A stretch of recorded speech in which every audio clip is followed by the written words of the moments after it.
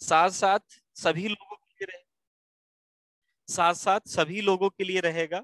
सभी लोगों के लिए रहेगा कि जो एक हम लोग टॉपिक पढ़े हैं, जैसे पौधों में प्लांट के बारे में पढ़ा गया है। जो लोग नहीं पढ़े हैं उनके बारे में थोड़ा सा बता दूंगा। तो प्लांट के जो हार्मोन्स हैं, प्लांट हार्मोन्स के बारे में पढ़ेंगे। और साथ साथ अगर टाइम बचेगा तो एनिमल हार्मोन्स, यानी मनुष्यों के जो हार्मोन्स होते हैं, इसको भी पढ़ा जाएगा। दूसरा, भारतीय वन संरक्षण विभाग, ध्यान से ये क्वेश्चन है कि भारतीय 1982 के है, 1982 के आसपास है ये। भारतीय वन संरक्षण विभाग की अगर पूछ लिया जाए स्थापना, तो एक बार आप चाहे नेट पे देख लो, वैसे मेरे हिसाब से 1982 के आसपास है। हाँ, 1982 श्रद्धा जी। तो 1982 के पास है रश्मि इसको। ठीक, एक बार देख भी लेना, एक बार क्वेश्चन देख भी लेना नेट पे, उसके बाद। तो हम लोग एक साइंस का टॉपिक भी कवर करेंगे, जो हर एग्जाम के लिए इंपॉर्टेंट है, चाहे वो टेट हो, चाहे सुपर टेट हो, चाहे अदर एग्जामिनेशन। और प्लस जो हमारा हमारा जो हिस्ट्री वाला टॉपिक चल रहा है, उसमें से जल्दी से इसको कवर करेंगे। जैसे हिस्ट्री का ये पार्ट हम लोग उस दिन पढ़े थे कि बंगाल राज्य का उदय तथा अंग्रेजों की उस पर स्थापना जो थी उसको पढ़ा गया था। आज हम लोग पढ़ेंगे सिख राज्य की उदय, और सिख राज्य की फिर कैसे इनका प्रशासन चला था, और किस प्रकार से अंग्रेजों ने इन पर अधिकार किया था, ये भी पढ़ लिया जाएगा। फिर मराठों का उदय, मैसूर का उदय, मैसूर की और अंग्रेजों का अधिकार। तो ध्यान से बिना टाइम खराब किए शुरू किया करते हैं हम लोग। उस दिन सिखों के बारे में हम लोगों ने कुछ लिखा नहीं था, तो आज से इसी में शुरू करते हैं, ध्यान से सुनिएगा। और क्वेश्चन होगा तो जरूर पुटअप करिएगा। अच्छा, क्वेश्चन से रिलेटेड आप है, जैसे भी जो टेट वाले बैठे हैं, तो टेट वाले ये जरूर ध्यान रखें कि आपसे सिख गुरु से भी क्वेश्चन पूछा गया है। भले ही छोटे छोटे क्वेश्चन बने हैं। तो कल कुछ नहीं पढ़ाया था भैया, मैं कल आया ही नहीं था। मैं कल आया ही नहीं था, मेरी छुट्टी थी कल। तो आज हम लोग पढ़ेंगे सिखों के बारे में। ठीक, तो सिखों से रिलेटेड सारी चीजें पढ़ेंगे, बीच बीच में क्वेश्चन अच्छे अच्छे पूछता रहूंगा मैं खुद। ठीक, देखिएगा। मैंने आपको बताया था कि जो सिख राज्य की स्थापना हुई थी, जो सिख राज्य कह लीजिए, पहले सिखों के बारे में जान लीजिए, फिर उसके बाद पंजाब के बारे में पूरा पढ़ना है। हाँ, पंजाब के बारे में आज पढ़ना शुरू करते हैं, ध्यान से सुनिएगा। तो देखिए, मैप बना करके शुरू करते हैं।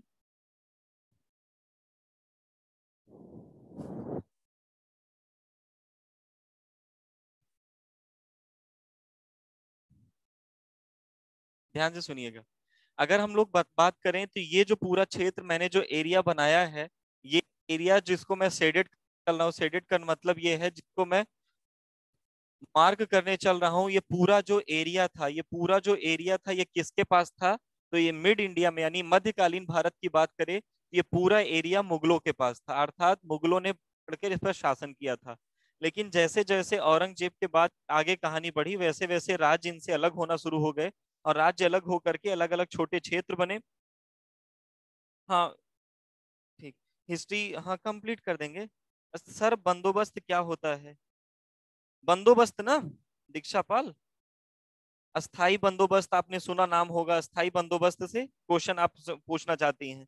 तो 2 मिनट का समय दीजिए, 2 मिनट क्या, आज का दिन हो सकता है ना बता पाए, कि कल पढ़ाऊंगा मैं अस्थाई बंदोबस्त क्या है।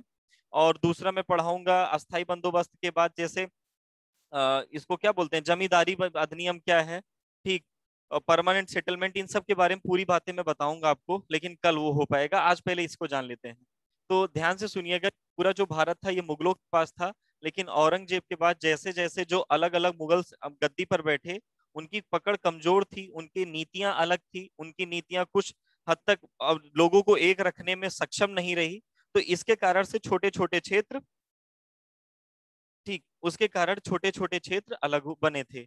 जैसे हम लोगों ने एक क्षेत्र पढ़ लिया था उस दिन, बंगाल के बारे में। तो बंगाल की स्थापना मुर्शीद कुली खान ने की थी, राजधानी मुर्शिदाबाद बनाई थी, ये पूरी घटना है। सिराजुद्दौला के बारे में पढ़ा था, मीर जाफर के बारे में, मीर कासिम के बारे में, इन सब के बारे में पढ़ा था। ठीक है, संसार का सर्वाधिक सक्रिय ज्वालामुखी कौन सा है? कोटोपैक्सी, इकोटोपैक्सी है। कोटोपैक्सी जो इक्वाडोर में है, सबसे सक्रिय यही है। ठीक, ठीक। तो बंगाल के बारे में आज हम लोग जो क्षेत्र पढ़ने चल रहे हैं, वो पंजाब के बारे में पढ़ने चल रहे हैं, लेकिन पंजाब क्षेत्र सीधा नहीं पढ़ेंगे, पंजाब क्षेत्र को दो लेयर में हम लोग पढ़ेंगे। पहले सिख गुरुओं के बारे में, हाँ, यूटी क्यों बनाया जाता है मैं बताऊंगा अभी। निशु जी, मैं थोड़ी देर रुकी रहिए, मैं यूटी के बारे में, स्टेट और यूटी दोनों के बारे में बताता हूँ। तो सबसे पहले हेडिंग डाल दीजिएगा, सिख या पंजाब राज्य की स्थापना, हेडिंग बनाइएगा। पंजाब राज्य की स्थापना व उसका प्रशासन तथा अंग्रेजों द्वारा अधिकार। पंजाब राज्य की स्थापना व उसका प्रशासन तथा अंग्रेजों द्वारा उस पर अधिकार। तथा अंग्रेजों द्वारा उस पर अधिकार, हेडिंग बना लीजिएगा जल्दी से, पंजाब राज्य की स्थापना व उसका प्रशासन तथा अंग्रेजों के द्वारा उस पर अधिकार। ठीक, तो ध्यान से सुनिएगा। तो सबसे पहले आप हेडिंग बनाइएगा सिख गुरु। सबसे पहले आप हेडिंग बनाइएगा सिख गुरु, और हर सिख गुरु के बारे में एक एक दो दो लाइन क्वेश्चन जो आते हैं उनके बारे में पढ़ा जाएगा। तो सबसे पहले सिख गुरु के बारे में जान लीजिए। सबसे पहले सिख गुरु कौन है? गुरु नानक जी। सबसे पहले सिख गुरु, 3 पॉइंट इनसे हैं। शॉर्ट फॉर्म में अगर आप लिखना चाहो तो शॉर्ट फॉर्म में लिख लेना, आपको जैसे सुविधा लगे। गुरु नानक जी। गुरु नानक जी के बारे में सबसे पहला क्वेश्चन आप पूछा जा सकता है कि सिखों के पहले गुरु कौन थे? सिखों के पहले गुरु कौन थे? तो सबसे पहले गुरु कौन थे? गुरु नानक जी थे। दूसरा क्वेश्चन आपसे पूछा जा सकता है, सिख जो शब्द है वो किसका टूटा हुआ रूप है? तो सिख शब्द टूटा हुआ रूप है शिष्य का, जो स्टूडेंट यानी जो फॉलोअर आप कह सकते हो। तो सिख शब्द किसका टूटा हुआ रूप है? शिष्य का टूटा हुआ रूप है। अगला आपसे पूछा जा सकता है तीसरा कि गुरु ध्यान से सुनिएगा। अगला आपसे क्या पूछा जा सकता है? तो अगला आपसे पूछा जा सकता है ये कि इनका जन्म कहाँ हुआ था? तो लरकाना जगह का नाम है लरकाना, तलवंडी नामक गांव है, लरकाना डिस्ट्रिक्ट है, लरकाना जिला का नाम है, तलवंडी गांव का नाम है इनके। और अभी ये कहां पर पड़ेगा? पाकिस्तान में पड़ेगा। अभी कहां पर पड़ेगा? ये पाकिस्तान में पड़ेगा। आपसे पूछ लिया जाए कि ननकाना गुरुद्वारा किस गुरुदेव को समर्पित है? ननकाना गुरुद्वारा किस सिख गुरु को समर्पित किया गया है? तो ननकाना गुरुद्वारा समर्पित किया गया है नानक जी को। ननकाना गुरुद्वारा इसलिए इंपॉर्टेंट है, ननकाना गुरुद्वारा इसलिए इंपॉर्टेंट है क्योंकि अभी कुछ दिन पहले ही भारत और पाकिस्तान के, ये पाकिस्तान में पड़ता है, लेकिन भारत और पाकिस्तान के बीच में एक कॉरिडोर परियोजना चलाई गई है कि अगर भारत से कोई भी सिख इन गुरु नानक जी के गुरुद्वारे में जाना चाहे तो बिना वीजा के जा सकता है। कोई भी सिख अगर जाना चाहे तो बिना वीजा के जा सकता है और बिना वीजा के आ सकता है। लेकिन अगर कोई सिख के अलावा, जैसे हम हुए या आप हुए, अगर आप हम जाते हैं तो हमको लोगों को वीजा दिखाना पड़ेगा। लेकिन कोई भी सिख चाहे तो बिना वीजा के जा सकता है पाकिस्तान, लेकिन खास तौर से केवल इसी गुरुद्वारे के लिए। तो ननकाना गुरुद्वारा किसको समर्पित है? गुरु नानक जी को। फिर आपसे पूछा जा सकता है, एक क्वेश्चन आता है कि नानक पंथ किसने चलाया था? नानक पंथ का मतलब एक अच्छी बुक, यदि बुक कह लो, एक अच्छी विचारधारा कह लो।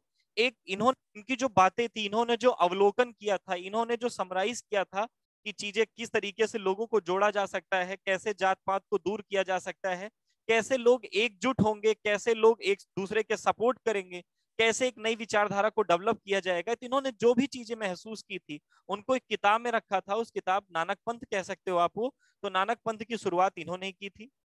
दूसरा, जात पात को दूर करने के लिए, जात पात को हटाने के लिए इन्होंने एक व्यवस्था शुरू की थी, लंगर व्यवस्था।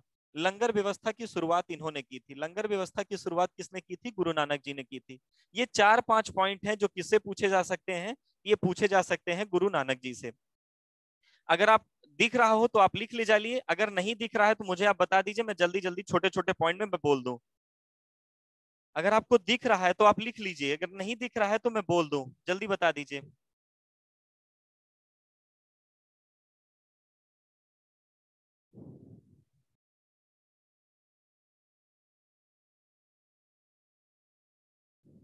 बोल दें? चलिए लिखिएगा जल्दी जल्दी, जल्दी जल्दी। अच्छा, लिख लिया है? मैं बोल देता हूँ जल्दी जल्दी, जो मैं बोल रहा था उसी दौरान लिख लिया करिए। पहला, पहले सिख गुरु, जल्दी जल्दी लिखिएगा। पहले सिख गुरु, पहले सिख गुरु। दूसरा पॉइंट इसमें लिखा है, सिख का मतलब शिष्य से है। सिख का मतलब शिष्य से है।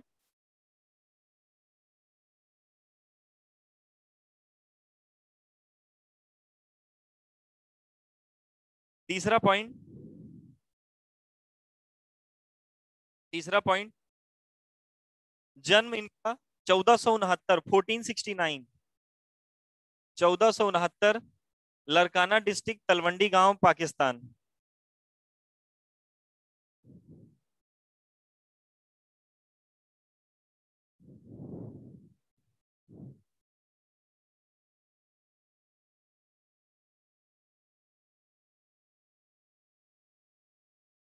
नेक्स्ट पॉइंट, थोड़ा जल्दी लिखिएगा। ननकाना गुरुद्वारा इन्हीं को समर्पित है। ननकाना गुरुद्वारा इन्हीं को समर्पित है। ननकाना गुरुद्वारा इन्हीं को समर्पित है।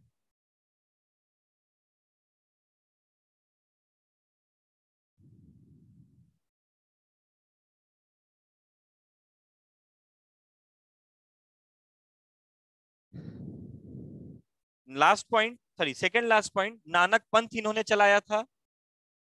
नानक पंथ इन्होंने चलाया था। नानक पंथ इन्होंने चलाया था। नानक पंथ इन्होंने चलाया था। और लास्ट पॉइंट रहेगा, लंगर व्यवस्था की शुरुआत की थी। कोई जाइएगा मत, क्योंकि बहुत अच्छी अच्छी चीजें बीच बीच में आएंगी और आपका भला हो सकता है उससे, तो आप चीजें पूरी देखिएगा। तो नानक पंथ चलाया था और लंगर व्यवस्था की शुरुआत की थी। ठीक, ये पहले सिख गुरु थे। से रिलेटेड इनका जन्म 1469। फिर इसके बाद आते हैं दूसरे सिख गुरु, जिनका नाम था गुरु अंगद। दूसरे सिख गुरु कौन थे? गुरु अंगद थे। गुरु अंगद से पूछा जाने वाला दो क्वेश्चन प्रमुख रूप से है। पहली बात तो क्वेश्चन इनका यह है, गुरु अंगद का मूल नाम क्या था? गुरु अंगद का मूल नाम था लहना। गुरु अंगद का मूल नाम क्या था? तो लहना। दूसरा पॉइंट पूछा जा सकता है, ये दूसरे सिख गुरु हैं, दूसरा पॉइंट इनसे क्या पूछा जा सकता है? तो दूसरा पॉइंट इनसे पूछा जा सकता है कि सिखों के लिए अलग एक लिपि, जिसको बोलते हैं गुरमुखी लिपि, सिखों के लिए अलग एक लिपि जिसको बोलते हैं गुरमुखी लिपि, का प्रतिपादन किसने किया था? तो गुरमुखी लिपि का प्रतिपादन यानी गुरमुखी लिपि को शुरुआत किसने करवाई थी? तो गुरु अंगद देव जी ने करवाई थी। और दूसरा इनसे पूछा जा सकता है क्या क्वेश्चन, कि लंगर व्यवस्था को अस्थायित्व किसने दिया, परमानेंट किसने बना दिया? लंगर व्यवस्था को अस्थायित्व किसने दिया? स्थायित्व का मतलब है परमानेंट। जब तक सिख समुदाय इस धरती पर रहेंगे तब तक लंगर व्यवस्था चलेगी। ये बात किसने कही थी? ये बात कही थी दूसरे सिख गुरु अर्थात गुरु अंगद जी ने। जल्दी से लिख लीजिएगा, जल्दी से लिखिए। पहला पॉइंट, गुरु सॉरी दूसरे सिख गुरु हैं गुरु अंगद। मजा आएगा आपको आगे चीजें सुनने में, जब मराठा पढ़ेंगे तो और अच्छा लगेगा आपको। लिखिएगा, गुरु अंगद जी, इनका मूल नाम क्या था? लहना। लहना, लहना। इनसे दो क्वेश्चन लिख लीजिएगा। गुरुमुखी लिपि का प्रतिपादन, गुरुमुखी लिपि का प्रतिपादन,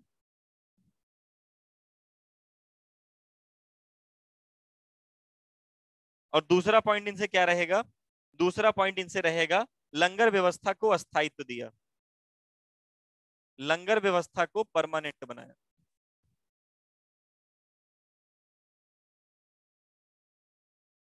तीसरे सिख गुरु, तीसरे सिख गुरु कौन है? गुरु अमरदास जी। तीसरे सिख गुरु कौन है? गुरु अमरदास जी। गुरु अमरदास जी। पंजाब अगर कभी आपको जाने का मौका मिलेगा, ध्यान से सुनिएगा, तीसरे सिख गुरु हैं अमरदास जी। और अमरदास जी से बड़ा अच्छा क्वेश्चन एक बन सकता है। भैया मैं एकदम साफ लिख रहा हूं, बस आपको ये पता होना चाहिए कि इस कैमरे के कारण आपको धुंधला दिखाई दे रहा है। जो भी कह रहा है साफ लिखिए। मैं एकदम कंप्यूटर वाली राइटिंग में लिख रहा हूँ, एकदम बढ़िया सुंदर सुंदर, लेकिन आपको दिक्कत हो रही है इससे। और अगर ज्यादा दिक्कत हो रही है तो भाई मैं बोल भी रहा हूँ, आप सुनिए फिर। गुरु अमरदास जी, गुरु अमरदास जी से दो क्वेश्चन बन सकते हैं। सबसे पहला क्वेश्चन क्या बन सकता है? तो सबसे पहला क्वेश्चन ये बन सकता है कि गुरु अमरदास जी ने अपनी गद्दी जो थी, अपनी गद्दी का मतलब जहां से वो बैठ करके चीजें बताएंगे, जहां से चीजें बैठ करके सुनाएंगे, वो इसकी शुरुआत कब हुई थी? तो उन्होंने इसकी स्थापना कहाँ की थी? गोइंदवाल। गुरु अमरदास जी ने अपनी गद्दी कहाँ स्थापित की थी? गोइंदवाल में स्थापित की थी। गोइंदवाल पंजाब की एक जगह है। गुरु अमरदास जी ने अपनी गद्दी कहाँ स्थापित की थी? ध्यान से सुनिएगा। हाँ, कंप्यूटर भी फेल है, एकदम गजब का लिख रहा हूँ।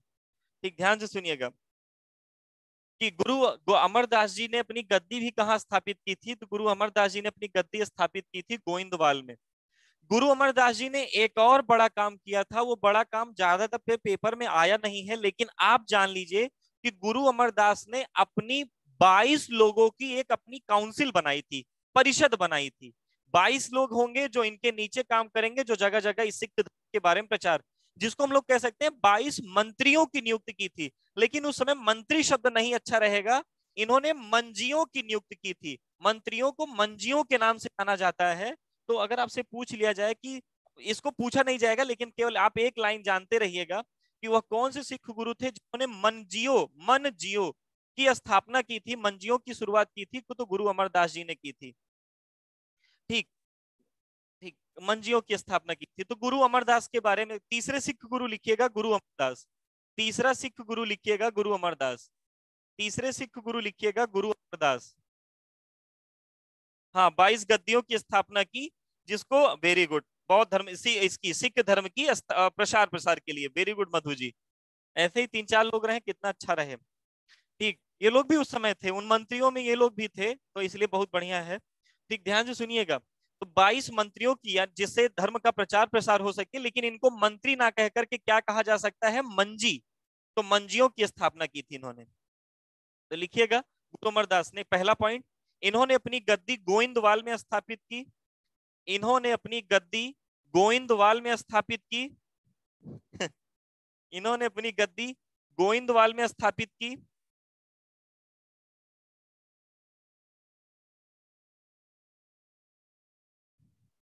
गोइंदवाल में स्थापित की। और दूसरा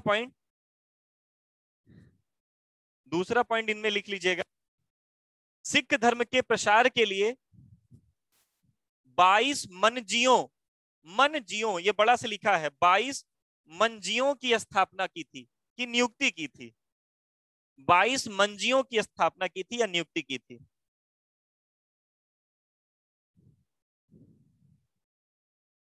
हाँ, वेरी गुड अन्नू सिंह। चलिए, आते हैं हम लोग चौथे सिख गुरु पे, जिनका नाम है रामदास, और इनसे पूछा जाने वाला सबसे बढ़िया क्वेश्चन ये आपके सामने है।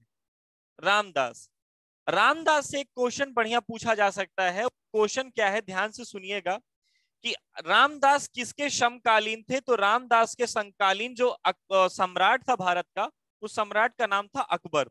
और अकबर ने 500 बीघा जमीन दी थी रामदास जी को। अकबर ने 500 बीघा जमीन किसको दी थी, अकबर ने 500 बीघा जमीन दी थी रामदास जी को। अकबर ने 500 बीघा जमीन किसको दी थी, रामदास जी को। किसको दी थी, रामदास जी को। अगर आपसे किया जाए इस 500 बीघे जमीन का इन्होंने किया क्या था, तो इन्होंने सबसे बढ़िया काम किया था, आपको पता होगा, एक शहर है, आप कभी पंजाब जाइएगा, पंजाब का पवित्र शहर है जिसका नाम है अमृतसर।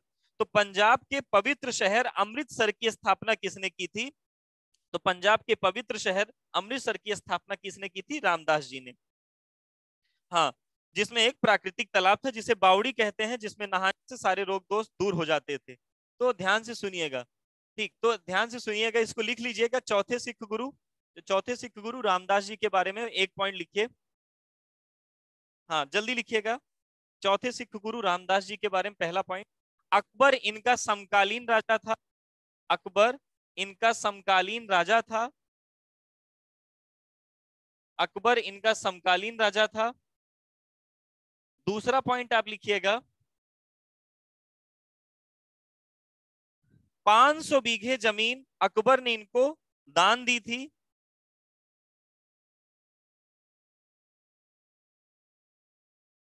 500 बीघे जमीन अकबर ने इनको दान दी थी, जिस पर अमृतसर शहर की नींव रखी गई, जिस पर अमृतसर शहर की नींव रखी गई। थोड़ा जल्दी लिखिएगा, मजा आएगा फिर आगे पढ़ने में।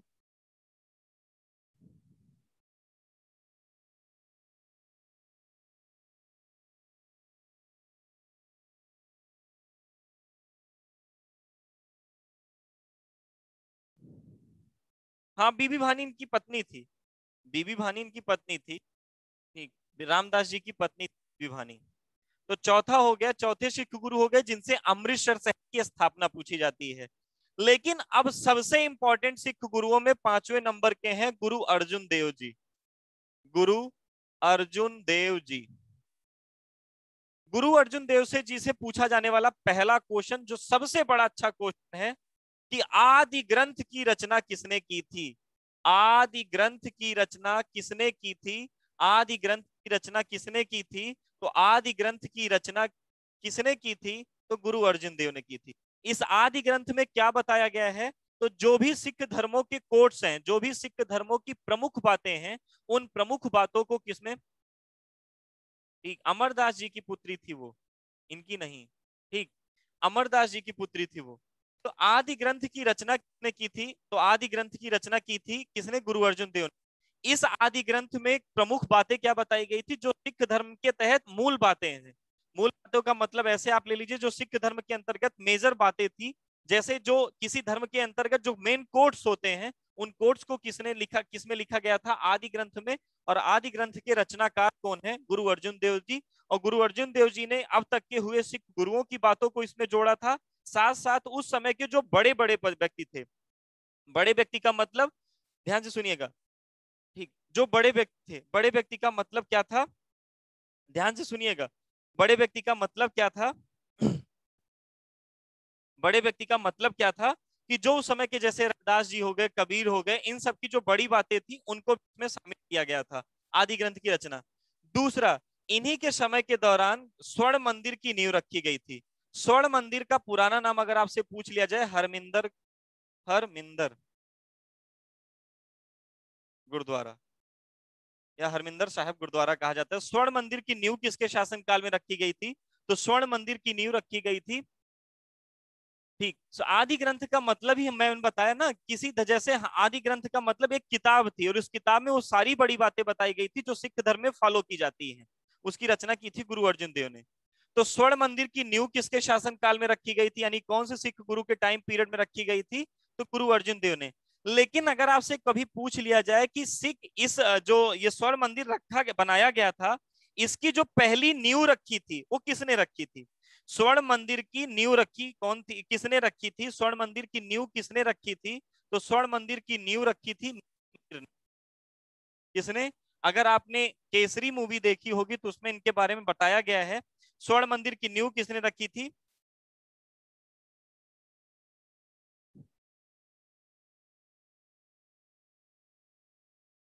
ठीक, ध्यान से सुनिएगा। अगर आपसे पूछ लिया जाए आदि ग्रंथ की रचना किसने की थी, तो आदि ग्रंथ की रचना किसने की थी, तो आप क्या बताओगे? आदि ग्रंथ की रचना की थी गुरु अर्जुन देव ने। दूसरा, अगर आपसे पूछ लिया जाए स्वर्ण मंदिर की नींव किसके समय में रखी गई थी, तो स्वर्ण मंदिर की नींव रखी गई थी इन्हीं के समय में, अर्थात गुरु अर्जुन देव के समय में। स्वर्ण मंदिर में अगर आपसे पूछ लिया जाए इसका पुराना नाम क्या था, तो हरमिंदर साहब। ठीक। देखिए, ग्रंथ की मूल बातें क्या थी? तो ईश्वर को मानना, और दूसरा इंसानियत को तरजीह देना, किसी भी जात पात, अमीर गरीब, इन सब की बातों को छोड़ देना, सबको साथ लेकर चलना, ये सब बड़ी बातें थी। इन्होंने एकत्व पर, प्रभु एक है, इन्होंने एकत्व पर ज्यादा बल दिया था कि प्रभु ये अगर बांट करके हिंदू, ये जैसे एक तरीके से जिसको हम लोग कह सकते हैं ना, हम लोग अलग अलग भगवान को मानते हैं, ये एकेश्वरवाद को मानते थे कि सभी लोग एक भगवान को मानेंगे, एक विचार की पूजा करेंगे तो ज्यादा सही रहेगा। तो अगला आपसे पूछ लिया जाए, एक बढ़िया बात पूछी जाती है इससे, कि वह कौन से ऐसे, हाँ, एक और बढ़िया पूछा जा सकता है कि वह कौन से ऐसे सिख गुरु थे या पहले सिख गुरु थे जिनको किसी मुगल सम्राट द्वारा फांसी दी गई थी, या जिनको किसी मुगल शासक द्वारा जिनकी हत्या की गई थी। तो जहांगीर द्वारा इनकी हत्या की गई थी। जहांगीर ने इनकी हत्या कर दी थी। जहांगीर द्वारा हत्या क्यों की गई थी, तो ध्यान से सुनिएगा, मैं आपको बताता हूं जहांगीर ने हत्या क्यों की थी। जब अकबर शासन काल के दौरान था, अकबर शासन काल के दौरान कब से कब तक था, तो 1556 से लेकर के 1605 तक, 1605 तक। उसी के लास्ट टाइम पीरियड में लगभग 1499 के आसपास, और 1504 तक, 1499 से लेकर के 1504 तक जो अकबर का पुत्र था जिसका नाम था जहांगीर, जहांगीर ने अपने बाप के विरुद्ध, यानी अपने पिता के विरुद्ध एक षड्यंत्र करके विद्रोह कर दिया था। जहांगीर ने अपने पिता के विरुद्ध क्या कर दिया था? विद्रोह कर दिया था। ठीक है। आज भी स्वर्ण मंदिर बहुत बढ़िया। यहाँ ध्यान से सुनिएगा, जहां अकबर का पुत्र कौन था? जहांगीर। और जहांगीर ने अकबर के लास्ट टाइम पीरियड के दौरान जहांगीर ने विद्रोह कर दिया। तो जब अकबर को अपने बेटे की सबसे ज्यादा जरूरत थी तो जहांगीर उस समय विद्रोह करके बैठा था। तो जो जहांगीर का सबसे बड़ा लड़का था जिसका नाम था शहजादा खुसरो, क्या नाम था उसका? खुसरो। तो खुसरो जो जहांगीर का लड़का था वो अपने दादाजी की खूब सेवा करता था। यानी जहांगीर अपने पिता की सेवा ना करके खुसरो अपनी दादा की सेवा करता था, यानी अकबर की। तो जो अकबर का लास्ट टाइम था उस टाइम में हुआ क्या कि अकबर ने अपनी सारी सत्ता खुसरो को देना चाहिए, यानी जहांगीर को, कि इन्होंने कहा जहांगीर को छोड़ दिया जाए, जहांगीर को एक भी पैसा ना दिया जाए, ना जहांगीर को राजगद्दी दी जाए। डायरेक्ट किसको गद्दी दी जाए? डायरेक्ट गद्दी दी जाए किसको? खुसरो को। लेकिन अंत समय में जहांगीर अपने पिता के पास वापस आया और पिताजी से माफी उफी मांगा कि पिताजी हमको माफ कर दीजिए, उस समय मैं भाग गया था, लौडा लफाड़ी वाली एज थी, ये था वो, खूब समझाया बुझाया। क्योंकि अकबर का भी एक लड़का था, ध्यान से सुनिएगा, क्योंकि अकबर एक ही लड़के थे तो जहांगीर को माफ कर दिया गया और सारी राजगद्दी किसको दे दी गई? जहांगीर को। खुसरो के सामने गद्दी मिलने ही वाली थी कि उसके पिता को गद्दी मिल गई, जहांगीर को। खुसरो ने अपनी इस बात का बदला लेने के लिए अपने पिता के विरुद्ध विद्रोह कर दिया था और उस विद्रोह के दौरान ये जाकर के पंजाब गया और पंजाब में गुरु अर्जुन देव ने इनको शरण दे दी, को खुसरो को शरण दे दी। और खुसरो को शरण देने के कारण जहांगीर को यह बुरी लगी कि मैं सिख धर्म को नहीं परेशान कर रहा था, लेकिन मेरे दुश्मन को सिख गुरु ने अपना अनुयायी बनाया है, तो मैं दोनों लोगों को पनिशमेंट दूंगा। खुसरो की इसने आंखें फोड़वा और गुरु अर्जुन देव की हत्या कर दी थी। किसने? जहांगीर ने। पहले ऐसे सिख गुरु किसी इस्लामिक हुकूमत या इस्लामिक सम्राट के द्वारा मारे गए थे, वो कौन थे? तो वो थे गुरु अर्जुन देव जी। तो चारों पांचों लाइन इनमें लिख ले डालिए जल्दी जल्दी, चारों लाइन लिख ले डालिए। पहले लाइन, ठीक, अकबर की मृत्यु कैसे हुई थी? क्षय रोग के कारण। क्षय रोग, जिसको हम लोग पेचिस भी कह सकते हो, क्षय रोग भी था। ठीक, लिखिएगा जल्दी से, लिखिए गुरु अर्जुन देव के बारे में बता रहे हैं, वो भी बता रहे हैं, जल्दी से लिख लीजिएगा। बोले, मियां मीर उस समय के सूफी संत थे, सूफी संत थे उस समय। मियां मीर उस समय के सूफी संत थे। लिखिएगा गुरु अर्जुन देव के बारे में पहली लाइन, आदि ग्रंथ के रचनाकार, आदि ग्रंथ के रचनाकार, आदि ग्रंथ के रचनाकार गुरु अर्जुन देव हैं। अरे जो लिखा है उनको रहने दीजिए रश्मि जी, जो नहीं लिखे हैं वो भी तो लिख लें। आदि ग्रंथ के रचनाकार गुरु अर्जुन देव जी। दूसरा पॉइंट, इन्हीं के समय में स्वर्ण मंदिर की नींव रखी गई। स्वर्ण मंदिर ब्रैकेट में हरमिंदर साहब, इन्हीं के समय में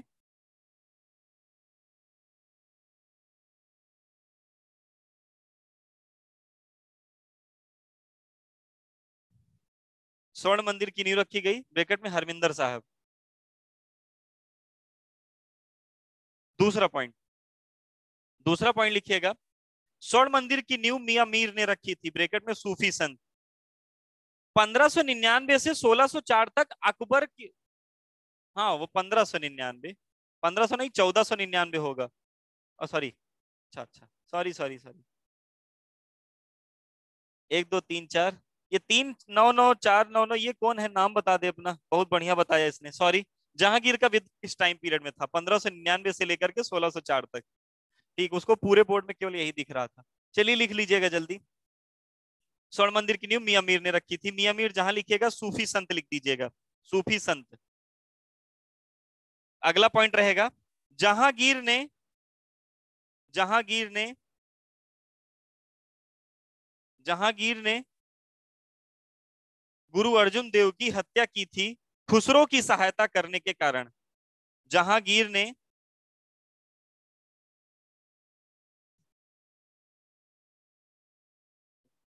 ठीक, जहांगीर ने गुरु अर्जुन देव की हत्या की थी सिखों की सहायता के कारण, सॉरी खुसरो की सहायता के कारण, खुसरो की सहायता के कारण।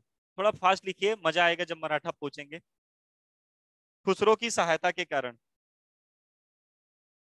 खुसरो की सहायता के कारण। नेक्स्ट गुरु लिखिएगा, नेक्स्ट गुरु जी का नाम लिखिएगा गुरु हरगोविंद। नेक्स्ट गुरु का नाम रहेगा गुरु हरगोविंद, गुरु हरगोविंद। गुरु हरगोविंद छठे गुरु थे। गुरु हरगोविंद से पूछा जाने वाला 3 बड़ा क्वेश्चन है।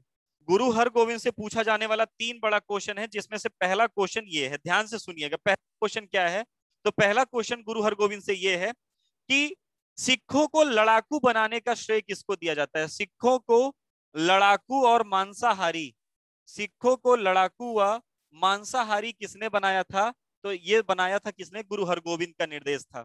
दूसरी, सिखों को तलवार धारण करने की अनुमति किसने दी थी? तलवार धारण करने की अनुमति किसने दी थी? तलवार धारण करने की अनुमति किसने दी थी? गुरु हरगोविंद ने। तीसरा पॉइंट अगर आप पूछ लिया जाए कि जीत के लिए नगाड़ा बजाने की प्रथा का प्रचलन भी किसने किया था? गुरु हरगोविंद ने।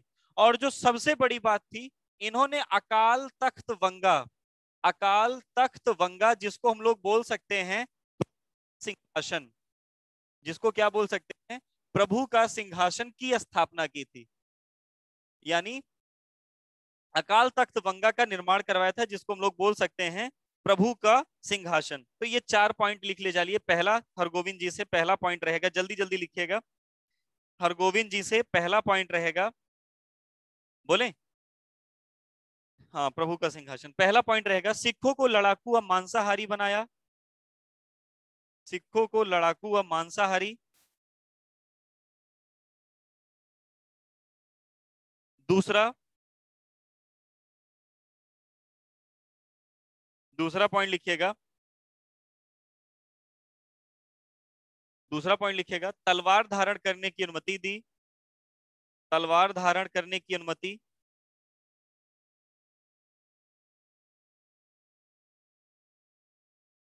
तीसरा पॉइंट, अकाल तख्त वंगा यानी प्रभु का सिंहासन, अकाल तख्त वंगा अर्थात प्रभु का सिंहासन की स्थापना की, प्रभु के सिंहासन की स्थापना की।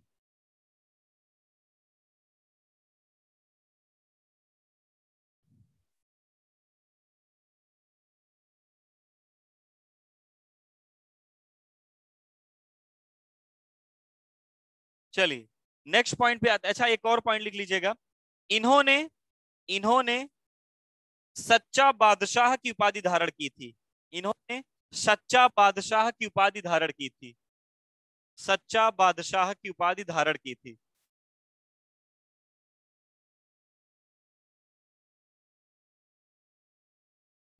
छठे के बाद सातवें नंबर पे रहेंगे गुरु हर राय। केवल नाम लिखिए, और इनसे आज तक एक भी क्वेश्चन नहीं पूछा गया है, हर राय। और आठवें नंबर पे रहेंगे गुरु हर किशन, गुरु हर किशन, गुरु हर किशन, गुरु हर किशन, गुरु हर किशन, हर राय और हर किशन के बारे में केवल नाम लिख लीजिए, इनसे रिलेटेड क्वेश्चन आज तक नहीं पूछे आए हैं। ठीक, इन्होंने सच्चा बादशाह की उपाधि धारण की थी, सच्चा बादशाह की उपाधि धारण की थी। लास्ट लाइन यही थी गुरु हरगोविंद ने, इन्होंने सच्चा बादशाह की उपाधि धारण की थी, सच्चा बादशाह,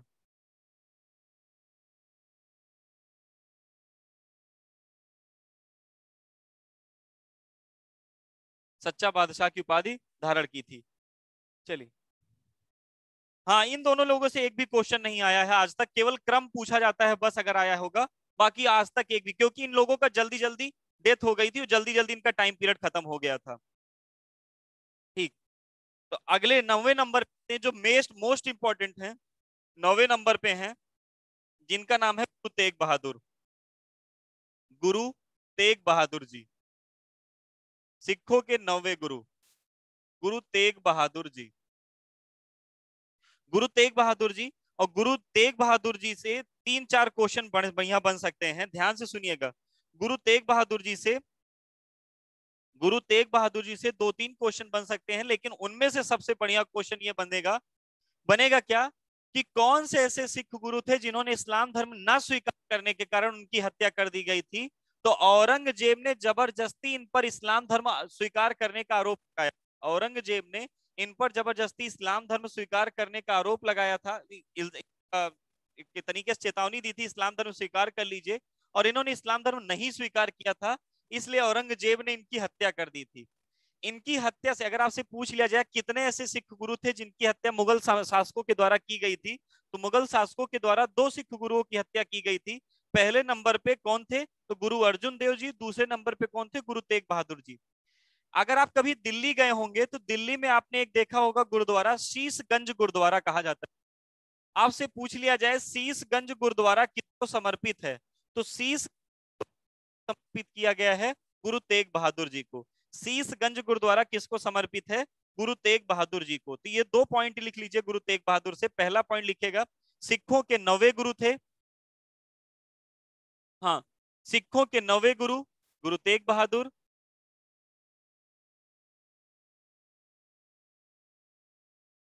और दूसरे नंबर पे,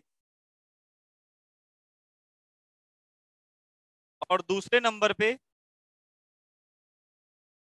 और दूसरे नंबर पे लिखिएगा दिल्ली का शीशगंज गुरुद्वारा इन्हीं को समर्पित है। दिल्ली का शीशगंज गुरुद्वारा इन्हीं को समर्पित है।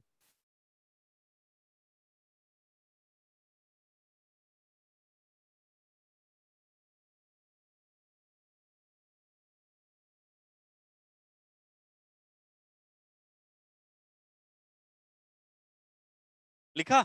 चलिए नेक्स्ट पॉइंट लिखिएगा 10वें गुरु के बारे में जो अंतिम गुरु हैं। 10वें सिख गुरु के बारे में जो अंतिम गुरु हैं, 10वें सिख गुरु जिनका नाम है गुरु गोविंद सिंह जी।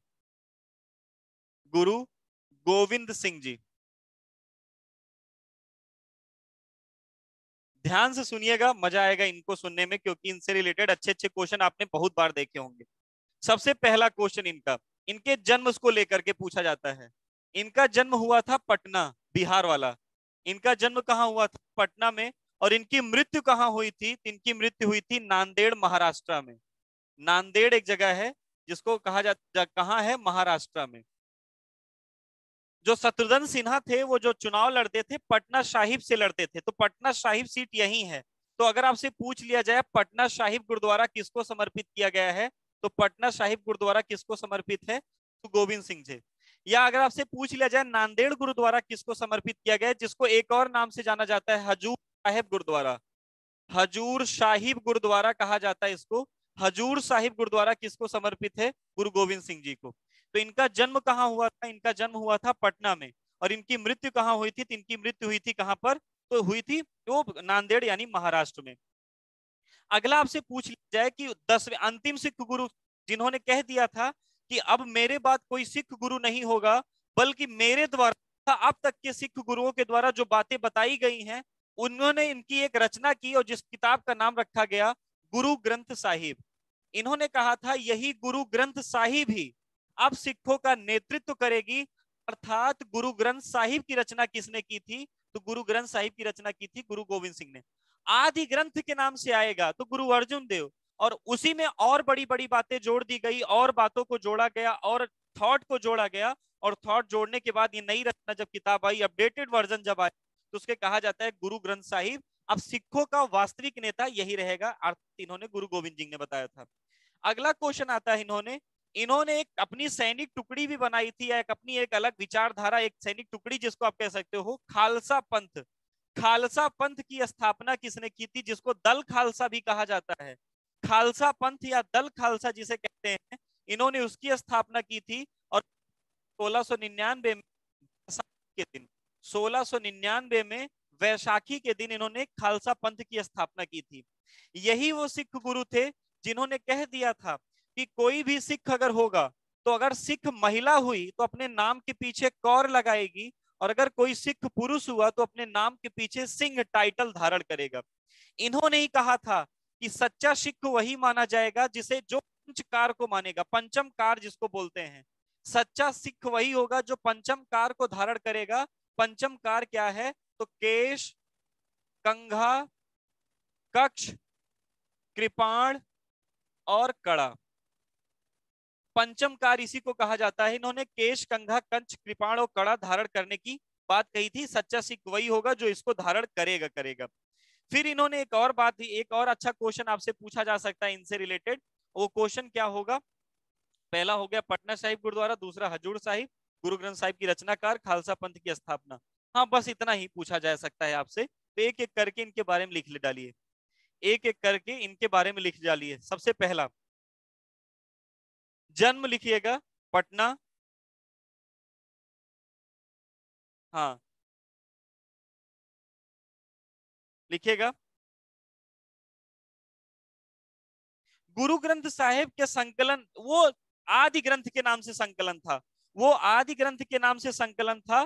तो संकलन किया था गुरु अर्जुन देव ने, लेकिन उसका अपडेटेड वर्जन यानी कुछ पेज और जुड़े, कुछ नई बातें और जुड़ी, और वो बातें जुड़ करके नया वर्जन जो आया गुरु ग्रंथ साहिब आया था। चलिए लिखिएगा। लिखिए ब्रैकेट में पटना साहिब गुरुद्वारा।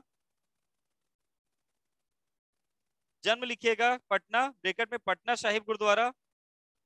बता देंगे भैया सुशील भाई। पटना, पटना साहिब गुरुद्वारा। दूसरा लिखिएगा मृत्यु, मृत्यु लिखिएगा नांदेड़ महाराष्ट्र, ब्रैकेट में हजूर साहिब गुरुद्वारा। तो दोनों जगह गुरुद्वारा इनसे रिलेटेड है। हजूर साहिब गुरुद्वारा, हजूर साहिब गुरुद्वारा, हजूर साहिब गुरुद्वारा।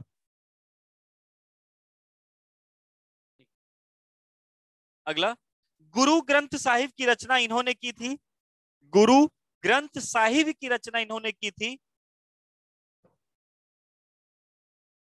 गुरु, बोल देते हैं पूनम, बस बोल रहे हैं, वहां पहुंच जाएं बस, तुरंत बोलते हैं। गुरु ग्रंथ साहिब की रचना इन्होंने की थी, जो इनके बाद सिख, इनके बाद सिखों का नेतृत्व किया, जो इनके बाद सिखों का नेतृत्व किया, जो इनके बाद सिखों का नेतृत्व किया।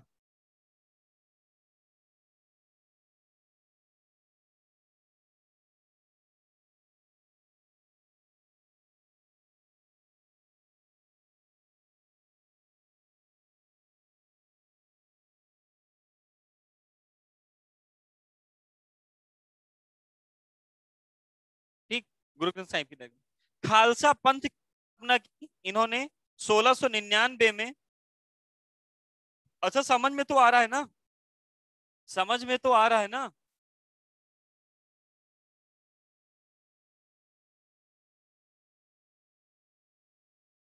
समझ में तो आ रहा है ना? बोल नहीं रहे आप लोग। भूत, मेरी आवाज सही नहीं आ रही है? इतना अच्छा तो मैं बोल रहा हूँ। लिखिएगा, खालसा पंथ की स्थापना की इन्होंने 1699 वैशाखी के दिन दल खालसा या खालसा पंथ की स्थापना की। इन्होंने 1699 में वैशाखी के दिन खालसा पंथ या दल खालसा की स्थापना की। हाँ ठीक, कर देंगे, कर देंगे। अगला लिखिएगा, केश कंघा। अगला अगला पॉइंट, केश कंघा कक्ष कृपाण और कड़ा। केश कंघा कक्ष कृपाण और कड़ा। केश कंघा कक्ष कृपाण और कड़ा धारण करना सिखों के लिए अनिवार्य बनाया। धारण करना सिखों के लिए अनिवार्य बनाया।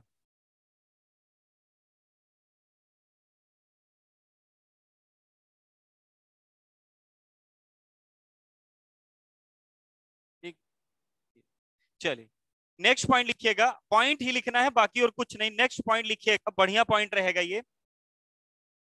लिखिएगा, सिखों के पहले राजनैतिक, ये तो धार्मिक थे। अगला पॉइंट लिखिएगा, सिखों के पहले राजनैतिक नेता, सिखों के पहले, केवल पॉइंट रहेगा ये।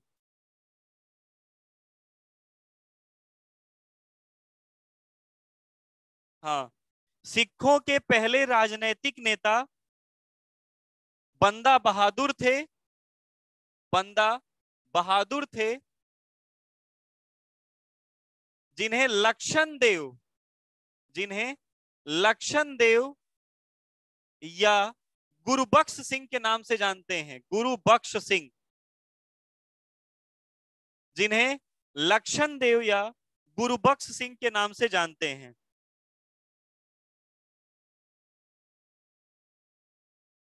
जिन्हें सिखों के पहले राजनीतिक गुरु बंदा बहादुर या राजनीतिक नेता बंदा बहादुर, जिन्हें लक्षण देव या गुरुबख्श सिंह के नाम से जानते हैं।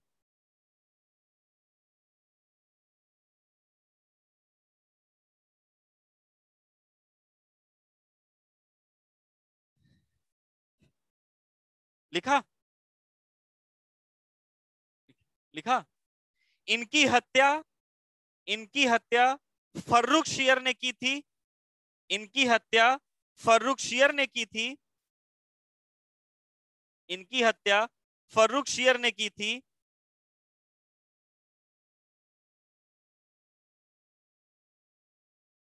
इनकी हत्या फर्रुख शेर ने की थी, जिसके बाद इनकी हत्या फर्रुख शेर ने की थी, जिसके बाद सिख संप्रदाय 12 मिसलों में टूट गया। जिसके बाद सिख संप्रदाय 12 मिसलों में टूट गया।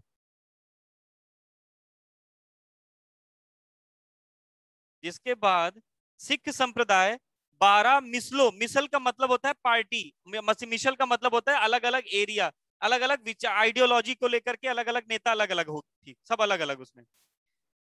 सिख संप्रदाय 12 मिसलों में टूट गया, जिसमें से सबसे प्रमुख सुकर चकिया मिसल थी। सुकर चकिया अलग पार्ट, जैसे कांग्रेस है, अभी कांग्रेस को ले लीजिए और कांग्रेस में सोनिया गांधी की मृत्यु हो जाए, मान लीजिए आला कमान के अध्यक्ष वही हैं, सोनिया गांधी की मृत्यु हो जाए, तो उसमें जितने छोटे छोटे नेता हैं वो अपनी अपनी अलग अलग कांग्रेस बनाएंगे। तो ये गुलाम नबी आजाद तो चलो रिटायर ही हो गए, लेकिन गुलाम नबी आजाद अलग लेके चलेंगे, कपिल सिब्बल अलग लेके चलेंगे, सब अलग अलग विचारधारा को लेकर के चलते हैं।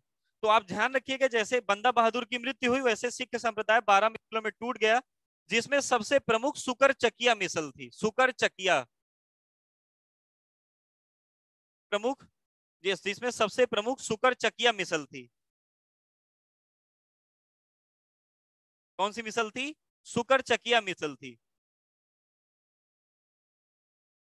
जिसके प्रतापी नेता राजा रणजीत सिंह थे। जिनके प्रतापी नेता राजा रणजीत सिंह थे। जिनके प्रतापी नेता राजा रणजीत सिंह थे। आवाज नहीं जा रही है क्या? ऐसा सबको प्रॉब्लम है? आवाज नहीं जा रही क्या? ऐसा सबको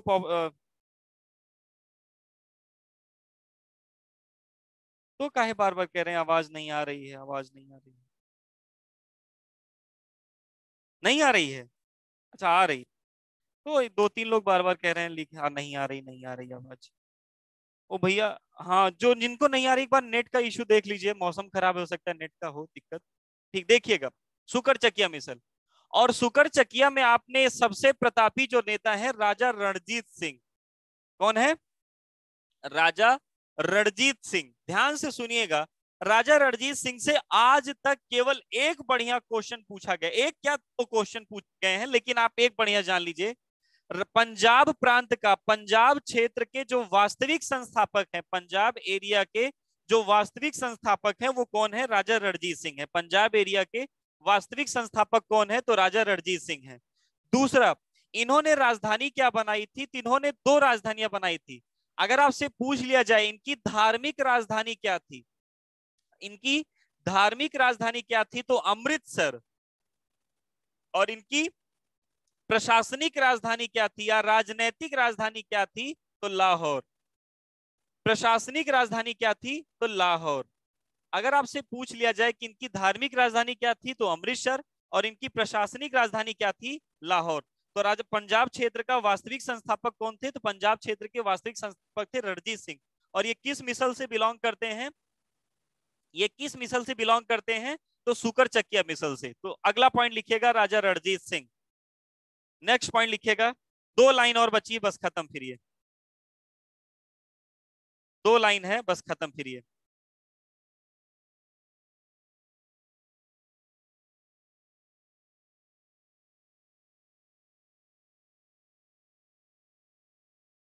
लिखेगा, रणजीत सिंह पंजाब क्षेत्र के वास्तविक संस्थापक हैं।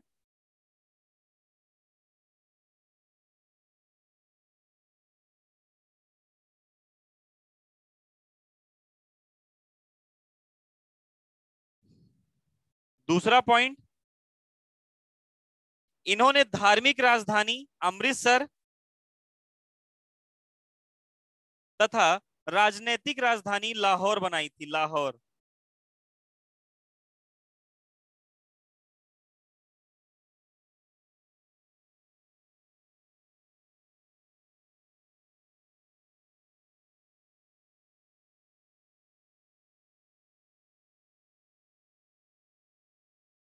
क्या बनाई थी राजनीतिक राजधानी? लाहौर। चलिए लास्ट पॉइंट, बस खत्म। और ये सिख संप्रदाय से इतने ही क्वेश्चन आपसे बन सकते हैं। आप कोई भी प्रैक्टिस सेट उठा के देखेंगे, अगर इनसे क्वेश्चन आया तो केवल इतने में से ही आता है लगभग लगभग। एक लास्ट है दलीप सिंह। लास्ट क्या है, कौन से राजा थे सिखों के? दलीप सिंह।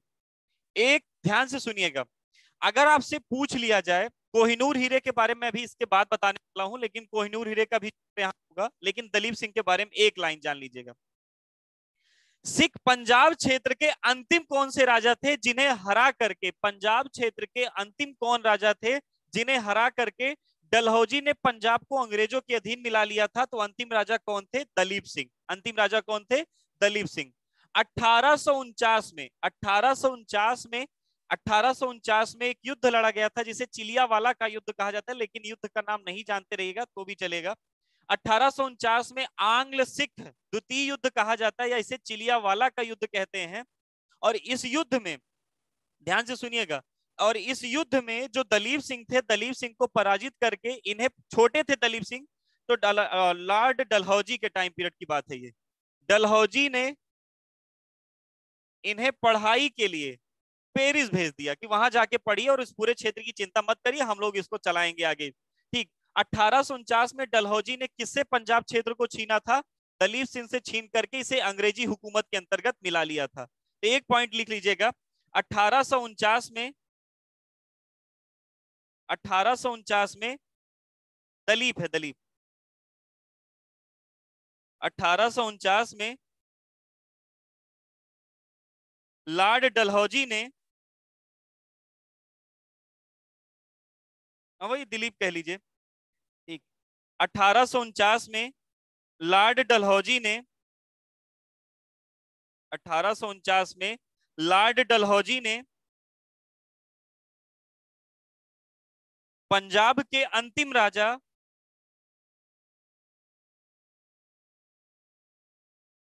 पंजाब के अंतिम राजा दिलीप सिंह को पराजित करके, दलीप है दलीप, दा वाला है, दिलीप नहीं द, दलीप सिंह को पराजित करके, दलीप सिंह को पराजित करके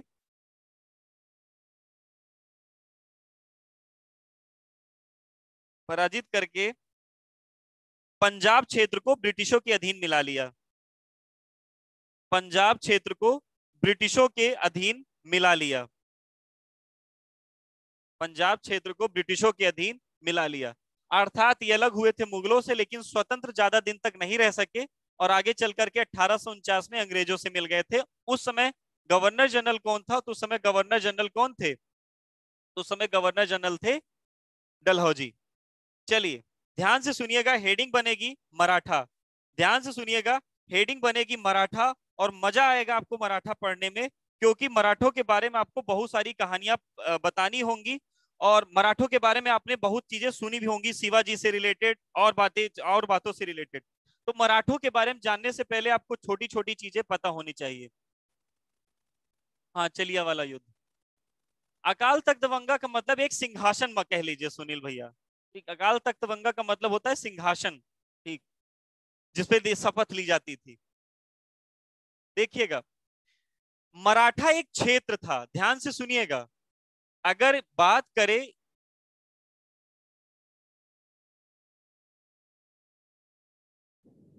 अगर बात करें इस वाले बेल्ट की, तो इस बेल्ट का नाम था मराठा। इस बेल्ट का नाम क्या था? मराठा। और मराठों की जो वास्तविक ओरिजिन होती है, और मराठों की वास्तविक ओरिजिन होती है, यानी मराठों का अगर आपको इतिहास पढ़ना है तो मराठों का इतिहास आपको दो क्रम में पढ़ना होगा। मराठों का इतिहास आपको कितने क्रम में पढ़ना होगा? दो क्रम में पढ़ना होगा। पहला, एक जब छत्रपतियों के पास मराठा हुआ करता था तो आपको जानना पड़ेगा, छत्रपतियों के पास जब मराठा था। और दूसरा, एक मराठा आपको पढ़ना पड़ेगा, यानी यही मराठा है जब पेशवाओं के पास हुआ करता था। छत्रपति और पेशवा में पहले डिफरेंस जान लीजिए, छत्रपति क्या है और पेशवा क्या है, पहले ये डिफरेंस जान लीजिए। आपको बढ़िया से समझ में आ जाएगा पूरी पूरी मराठा क्षेत्र के बारे में, आपको बढ़िया से समझ में आ जाएगा पूरे पूरे मराठा क्षेत्र के बारे में। तो क्या सभी लोगों को मेरी आवाज सुनाई दे रही ना?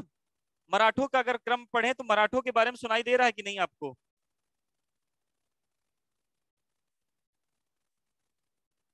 हेलो, समझ में आ रहा है ना? मराठों से अगर शुरू करें तो। हाँ, ध्यान से सुनिएगा, वेरी गुड, एक बार देखिएगा। अगर आपसे पूछ लिया जाए कि सबसे पहले छत्रपति कौन थे जिन्होंने वास्तविक रूप से मराठा क्षेत्र की ओरिजिन की थी, मराठों का इतिहास जहां से शुरुआत होती है, वो पहले छत्रपति, छत्रपति का मतलब एक पद होता था, या जिनके ऊपर जैसे चांदी का छत्र या एक तरीके से ऊपर छत्र लगा रहे, तो राजा का पद होता था जिसे छत्रपति कहते थे। और सबसे पहले छत्रपति कौन थे? तो सबसे पहले छत्रपति थे अपने शिवाजी। सबसे पहले छत्रपति कौन थे? तो सबसे पहले छत्रपति थे कौन? शिवाजी। कौन थे? शिवाजी थे। दूसरे नंबर पे अगर बात करें, तो दूसरे नंबर पे अगर बात करें तो दो चीजें आती हैं, यहीं से शुरू हो जाती हैं। दूसरे नंबर से अगर बात करें तो संभाजी। कौन थे? तीसरे कौन थे? राजा राम। कौन थे? राजा राम। राजा राम के बाद अगर बातें आगे बढ़े तो उसको बोलते हैं शिवाजी सेकंड। शिवाजी सेकंड। मैं पूरा बताऊंगा, आपको कंफ्यूजन नहीं होगी। शिवाजी सेकंड, ताराबाई, एकदम क्रम सहित बताऊंगा। और इधर वाले को कहा जाता है शाहू जी। शाहू जी। ध्यान से सुनिएगा, पूरी बातें आप एक आसानी से एकदम जान पाएंगे। शुरू करें ना? क्रम देख लीजिए, 1674 से 1680, 1680 से लेकर के 1680 से लेकर के 1689, 89, 1689 से लेकर के 1707, ठीक, 1689 से लेकर के 1707, 1700 कह लीजिए, 1707 क्या, 1700, 1707 से लेकर, सॉरी, 1700 से लेकर के 1707 तक। और इधर रहेंगे 1707 से लेकर के 1749 तक। एक क्रम तो था मराठों का, ये जब छत्रपतियों का क्रम चल रहा था, पूरी कहानी में बताऊंगा, बस आपको देख लीजिए बस आप एक बार। और दूसरा आपको क्रम पढ़ना रहेगा जब पूरा मराठा साम्राज्य का नेतृत्व कौन कर रहे थे? पेशवा कर रहे थे। अब ये पेशवा कौन थे और छत्रपति कौन थे, दोनों के बीच में पहले नाम जान लीजिए। सबसे पहले बालाजी विश्वनाथ। बालाजी विश्वनाथ 1713 से 1720। दूसरे नंबर पे बाजीराव फर्स्ट, बाजीराव प्रथम, 1720 से लेकर के 1740। फिर इसके बाद बालाजी बाजीराव, बाजीराव 1740 से 1761, 40 से 61। फिर इसके बाद माधवराव, फिर नारायण राव, फिर माधव नारायण राव, माधव नारायण राव, और उसके बाद बाजीराव सेकंड, बाजीराव सेकंड 1818 खत्म। 1674 से लेकर के, ध्यान से सुनिएगा, जिनको दिख रहा है कोई बात नहीं, जिनको नहीं दिख रहा वो केवल ध्यान से सुने। हाँ, ध्यान से सुनिएगा, सारा मैं लिखवाऊंगा, अनु जी एक बार बस देख लीजिए आप बढ़िया से बस। मराठों का इतिहास आपको दो क्रम में पढ़ना है। पहला एक क्रम पढ़ना है छत्रपतियों का टाइम पीरियड, दूसरा एक क्रम पढ़ना है पेशवाओं का टाइम पीरियड। छत्रपतियों में सबसे पहले आते हैं शिवाजी। शिवाजी के लड़के थे दो। शिवाजी के कितने लड़के थे? दो लड़के थे। सबसे पहले कौन थे? संभाजी। सबसे पहले कौन थे? संभाजी। तो पहले वो गद्दी पर बैठे, इनकी हत्या औरंगजेब ने कर दी, तो इनके दूसरे लड़के गद्दी पर बैठे जिनका नाम था राजा राम। राजा राम का जब लड़का छोटा था, तो जब तक राजा राम गद्दी पर रहे 1700 तक, फिर राजा राम की मृत्यु हुई तो उनका 4 साल का लड़का, 4 साल का लड़का गोद में लेकर के माता जी ने, ताराबाई ने शासन चलाया 7 सालों तक, 1700 से लेकर के 1707 तक। और 1707 में इसे हरा करके के लड़के ने यानी साहू जी ने इनका प्रशासन चलाया 49 तक। लेकिन ये साहू जी एक कमजोर व्यक्ति था, और साहू जी से लगभग लगभग ट्रांसफर पेशवाओं ने ले लिया था। पेशवा होते क्या थे, ध्यान से सुन लीजिए पहले एक बार इधर। जब शिवाजी गद्दी पर बैठे थे तो शिवाजी पहले ऐसे व्यक्ति थे जिन्होंने पोर्टफोलियो सिस्टम बनाया था, जिसको हम लोग कह सकते हैं मंत्रिमंडलीय व्यवस्था बनाई थी। ध्यान से सुनिएगा, शिवाजी पहले ऐसे व्यक्ति थे जिन्होंने पोर्टफोलियो सिस्टम बनाया था। अच्छा, समझ में आ रहा है कि नहीं? हेलो।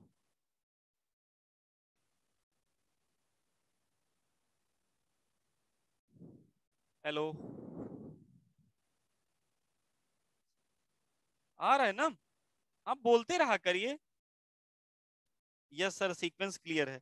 हाँ, बोलते रहा करेंगे तो ठीक रहता है, इकट्ठे सब शांत हो जाते हैं तो फिर नहीं अच्छा लगता। ध्यान से सुनिएगा।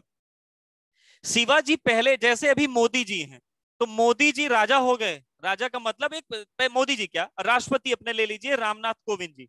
तो रामनाथ कोविंद जी भारत के राजा हो गए।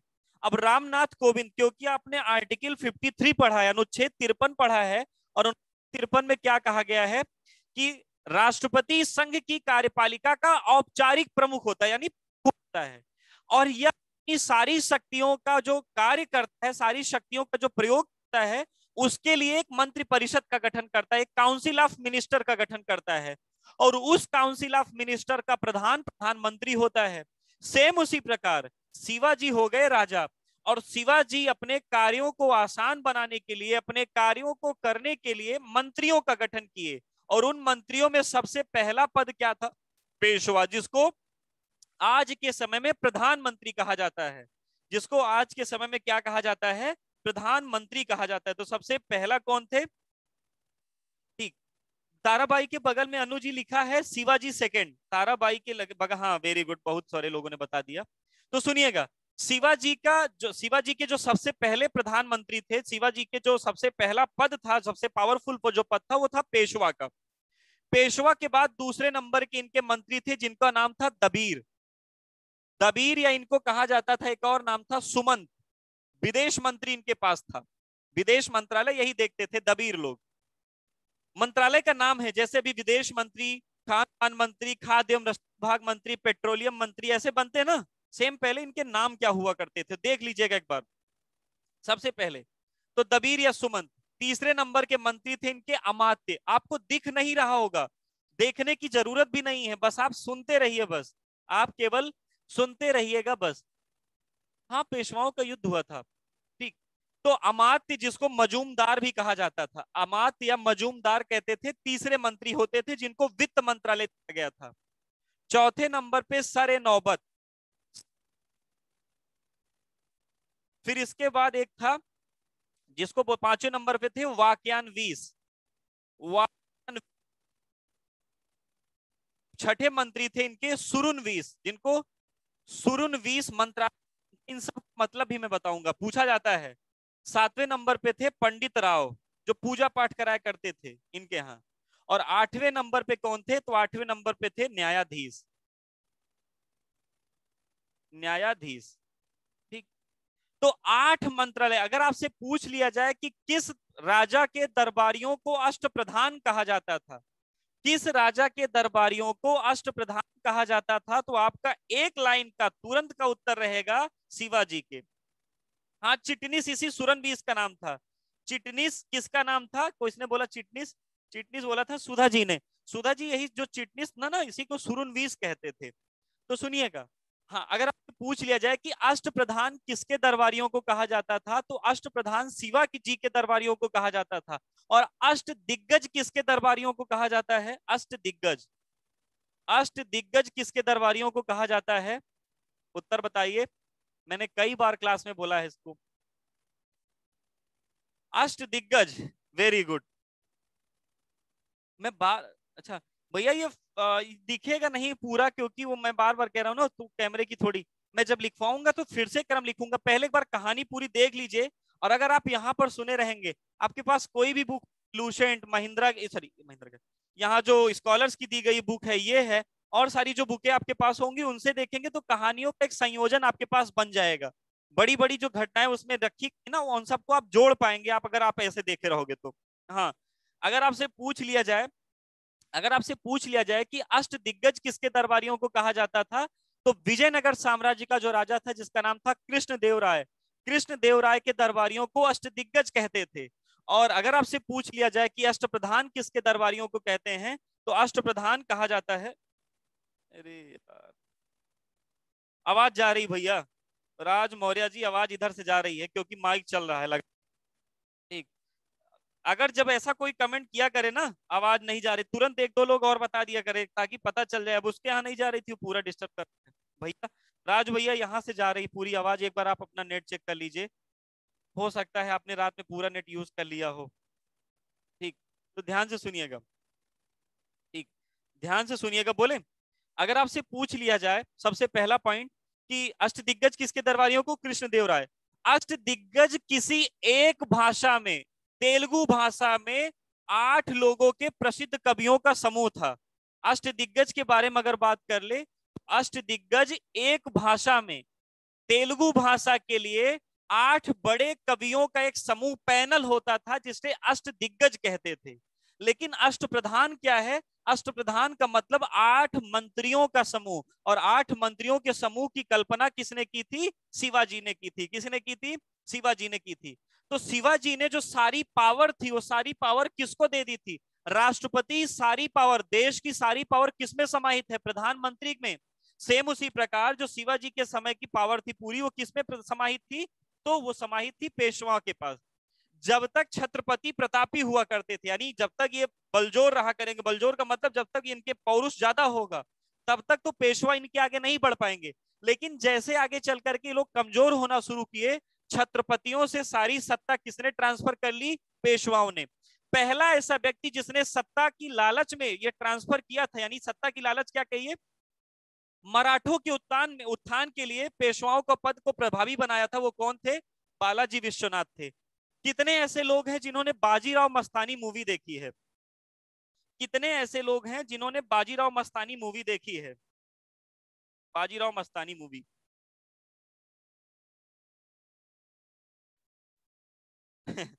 ये सभी ने देखी होगी मेरे हिसाब से। तो नहीं देखा होगा, जिन्होंने नहीं देखे हैं वो बेचारे अभागे हैं। ठीक, जिन्होंने मूवी देखी होगी आप बता दीजिए, इन 7-8 पेशवा में कौन से पेशवा थे जिन पर आधारित है बाजीराव? अपने घर पे थोड़ी न उठाएंगे हाथ पे। ठीक, नहीं देखे गुरुजी, कोई बात नहीं, ये खुलने दीजिए। ठीक, लॉकडाउन खुलने दीजिए, तो मैं आपको प्रयास करता हूं आपको दिखाने के लिए मूवी। चलिए ध्यान से सुनिए। अगर आपसे पूछ लिया जाए बाजीराव मस्तानी मूवी इनमें से किस पेशवा को समर्पित है, किस पेशवा है, बता दे कोई। नहीं, बालाजी विश्वनाथ नहीं भैया।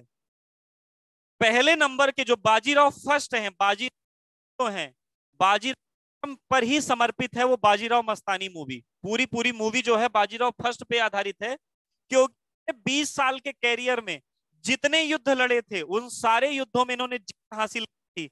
लेकिन संजय लीला भंसाली ने इनको केवल एक आशिक दर्शाया है कि अगर नहीं, बुखार के कारण बेचारे मर गए थे। जबकि के युद्ध में 40 से ज्यादा युद्ध लड़े थे और 40 युद्ध में विजय हासिल की थी। अरे पेशवाओं का इन्हें नेपोलियन कहा जाता है, या मराठों का नेपोलियन इन्हें कहा जाता है, बाजीराव फर्स्ट को, इसी कारण से। तो आपको ये कहानी समझ में आई कि नहीं? मराठों का इतिहास आपको 2 क्रम में पढ़ना है, पहला छत्रपतियों का क्रम, दूसरा पेशवाओं के बारे में। सबसे पहले छत्रपति कौन थे? शिवाजी। शिवाजी की मृत्यु के बाद गद्दी पर कौन बैठे? संभाजी।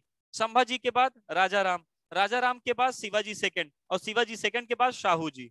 शाहू जी के बाद ये सत्ता किसके पास चली गई? पेशवाओं के पास। पहले पेशवा बालाजी विश्वनाथ, दूसरे बाजीराव फर्स्ट।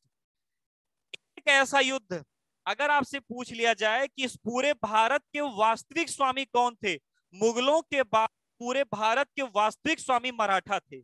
लेकिन इकलौता ऐसा युद्ध जिसने मराठों का कैरियर ही खत्म कर दिया, मराठों का अस्तित्व ही मिटा दिया, वो युद्ध था पानीपत का तृतीय युद्ध। अब दिन पहले अजय, उनका क्या नाम, जो जेल में थे, क्या नाम था? संजय दत्त। संजय दत्त ने एक मूवी बनाई थी, संजय दत्त थे, अर्जुन कपूर थे, पानीपत का थर्ड वाला।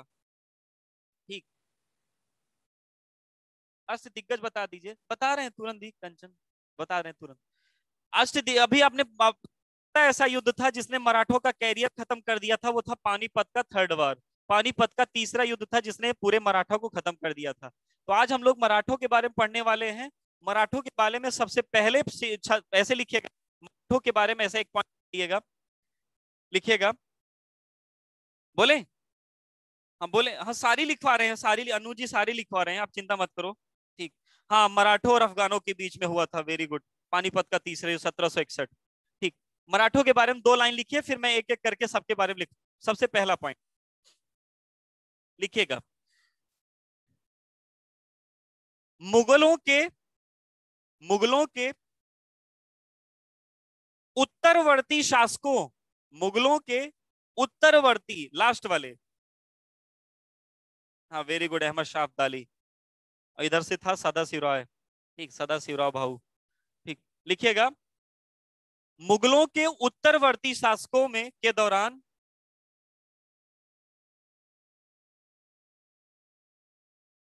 संपूर्ण दक्षिण भारत, ऐसे के लिए दक्षिण भारत, संपूर्ण नहीं, मुगलों के उत्तरवर्ती शासकों के दौरान दक्षिण भारत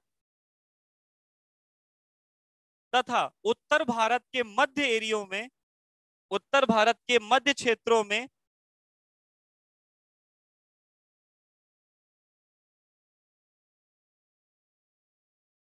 जिस वंश का सर्वाधिक विस्तार हुआ, जिस वंश का सर्वाधिक विस्तार हुआ, जिस वंश का सर्वाधिक विस्तार हुआ, जिस वंश का सर्वाधिक विस्तार हुआ, वो मराठा थे, वो मराठा थे, मराठा थे। दूसरा पॉइंट, 3 पॉइंट लिख लीजिए, फिर इसके बाद शिवाजी के बारे में शुरू करें कहानी। दूसरा पॉइंट, अंग्रेजों का सर्वाधिक विरोध मुगलों ने नहीं बल्कि मराठों ने किया था। अंग्रेजों की भारत में सर्वाधिक लड़ाई मुगलों से नहीं बल्कि मराठों से हुई थी, मुगलों से नहीं बल्कि मराठों से हुई थी, मुगलों से नहीं बल्कि मराठों से हुई थी। और तीसरा पॉइंट, तीसरा पॉइंट क्या लिखेंगे? तीसरा पॉइंट लिखिएगा, मराठों का इतिहास 2 भागों में बटा है, मराठों का इतिहास भागों में बटा है, मराठों का इतिहास 2 भागों में बटा है।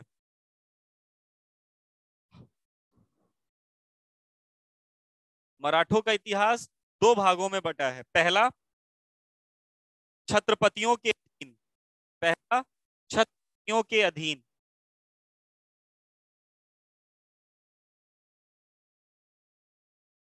पहला क्या लिखेंगे?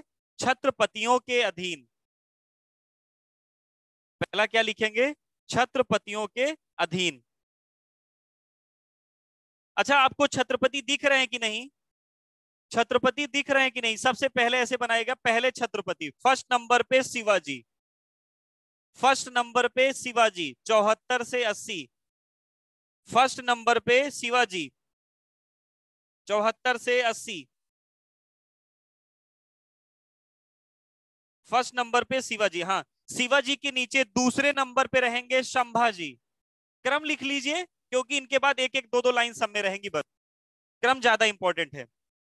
संभाजी 1680 से 89, 80 से 89, 80 टू 89। तीसरे राजा राम, ये अपने राजा राम पांडे नहीं, संजय पांडे पिताजी, ये दूसरे हैं। ठीक, तीसरे नंबर पे राजा राम 89 से 1700। हाँ, पेशवा लिखवाएंगे, लिखवाएंगे। ठीक, सुशील भैया बोल भी देंगे अभी, या कोई बोल देगा, आपको लिख लीजिएगा, तब तक मैं लिखवा दूं पूरा। पहले छत्रपति हो जाए अन्नू जी, फिर पेशवा भी, पेशवा को इधर लिखवा देंगे ना। पहला, पहले शिवाजी 74 से 80, दूसरे संभाजी 80 से 89, तीसरे राजा राम 89 से 1700। चौथे नंबर पे रहेंगे शिवाजी सेकंड, ब्रैकेट में Tarabai, Shivaji second, Shivaji second bracket में ताराबाई 1700 से 1707, शिवाजी सेकंड ब्रैकेट में ताराबाई, क्योंकि शिवाजी 4 साल के थे, तो 4 साल में लड़का कहाँ कहाँ भी नहीं रो पाता है, तो बेचारे कहाँ शासन चलाएंगे, इसलिए तो शिवाजी, शिवाजी सेकंड जो थे केवल हुड़ हुड़ कर रहे थे, बाकी पूरा प्रशासन उनकी माता जी चला रही थी, छोटा बच्चा था क्या कर पाएगा वो। तो शिवाजी सेकेंड, ताराबाई ब्रैकेट में 1700 से 1707। और सबसे अंतिम जो थे, पांचवें नंबर पे जो छत्रपति थे, शाहू जी। शाहू जी, शाहू जी, 1707 से 49। 1700 ठीक, 1707 से 49, 1707 से 49, 1707 से 49 लिखेगा। दूसरा पॉइंट लिखिएगा, पेशवाओं के अधीन मराठा साम्राज्य, पेशवाओं के अधीन मराठा साम्राज्य।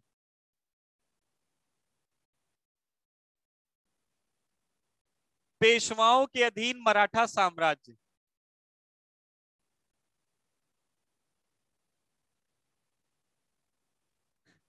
पेशवाओं में मराठा साम्राज्य, सबसे पहला लिखिएगा बालाजी विश्वनाथ, बालाजी विश्वनाथ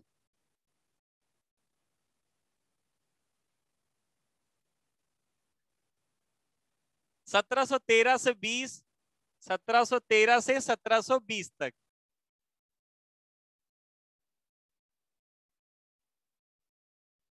अरे बस हो गया, कितनी देर तक हुड़ हुड़ लिखेंगे। जब बच्चा है कह दिया वो।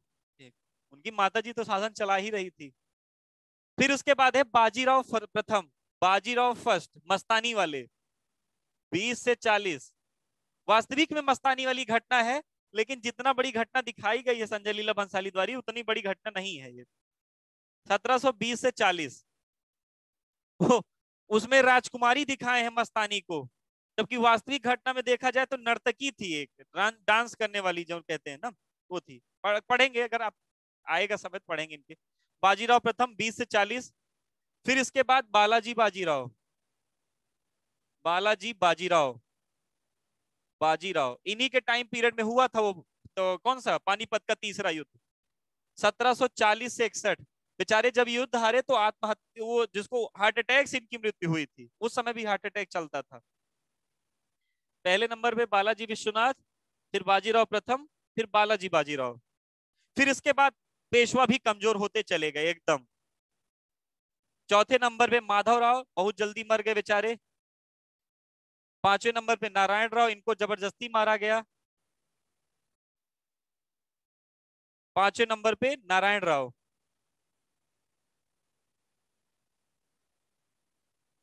हाँ वो सदमा था वही, नारायण राव। छठे नंबर पे अगर आपसे बात कर ले, माधव नारायण राव, दोनों के अलग थे, मतलब दोनों नाम एक साथ कर दीजिए, अलग व्यक्ति हैं लेकिन ये, माधव नारायण राव। और सबसे कायर जो थे पेशवाओं में, बाजीराव सेकंड, बेचारे डर के हार करके 1818 में अंग्रेजों को सब कुछ सौंप दिए।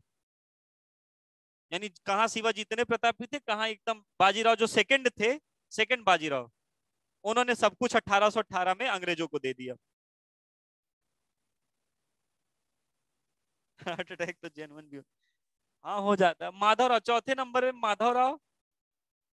फिर पांचवें नंबर पे नारायण राव। छठे नंबर पे माधव नारायण राव। और सातवें नंबर पे बाजीराव सेकंड, 1818। ठीक।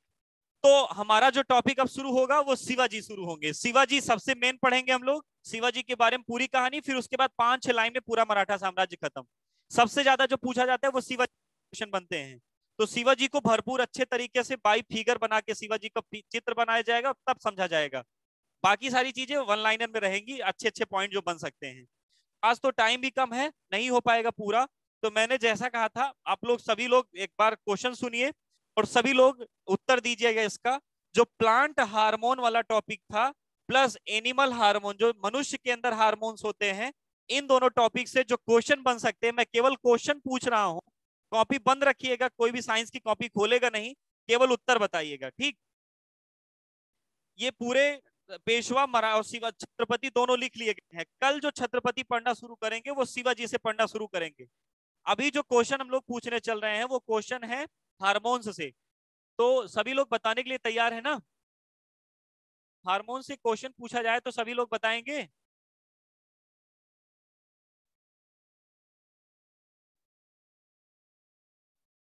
तो जाना शुरू कर दिए सब। पूछे? सर मराठा का पहला पॉइंट बता दें। मराठों का पहला पॉइंट सुशील भाई था ना, बताता हूं। हाँ, मराठों का पहला, मुगलों के उत्तरवर्ती शासकों में था क्या? मुगलों के उत्तरवर्ती शासकों में दक्षिण भारत व उत्तर उत्तर भारत के मध्य क्षेत्रों में सर्वाधिक रूप से फैलने वाला साम्राज्य था मराठा साम्राज्य। अपने शब्दों में आप लिख ले डालिए। ठीक। सीमन साइमन कमीशन कब आया था? 1928। 28 1928 रश्मि 1928 में था। Simon commission 1928। हाँ लोकेश भाई। इस टाइम भारत था। हाँ था, काहे नहीं था? काहे नहीं था लड़के, भारत तो रहेगा। ठीक, चलिए क्वेश्चन शुरू करते हैं। हार्मोन से पहले प्लांट हार्मोन, पादप हार्मोन से क्वेश्चन मैं पूछता हूं और देखे कितने लोगों को याद है जैसा हम लोग पहले पढ़े थे। क्या आप लोगों को याद है कि नहीं? ध्यान से सुनिएगा। पादप हार्मोन, फिर टाइम बचेगा तो तंतु हार्मोन। ऐसे पर डे एक एक टॉपिक का क्विज लेके चलेंगे क्लास में ही। उत्तर सभी लोग बढ़िया टाइपिंग करने के लिए तैयार रहिए, जल्दी जल्दी दीजिएगा। जिनको नहीं आएगा वो गलत मत देंगे, ठीक? चलिए ध्यान से सुनिएगा। कौन सा यूएनओ का अंग नहीं है? केसरी क्वेश्चन क्या था?